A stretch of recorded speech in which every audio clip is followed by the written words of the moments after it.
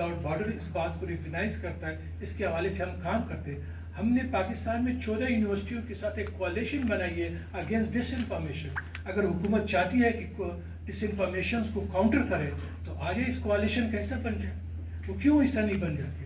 میرے خیال میں ایک بہانہ ہے, اور یہ یہاں پہ کچھ دوستوں نے بہت صحیح کہا ہے کہ انٹینٹ جو ہے وہ یہ نہیں ہے کہ فیک نیوز ہے, انٹینٹ کچھ اور ہے, اور اس بہانے آپ کو جو ہے اس آپ کے گلے میں یہ پالا ڈالا جا رہا ہے. اینڈ آئی تھنک کہ PFJ نے جو اسٹینڈ لیا ہے, اور ایک جو سیلف سرچنگ بھی کرنی چاہیے. I think we need a grand coalition for freedom of expression, اور اس میں تمام مختلف لوگ ہوں, اور وہ ایک میرے خیال میں HRCP اس کو لیڈ کرے.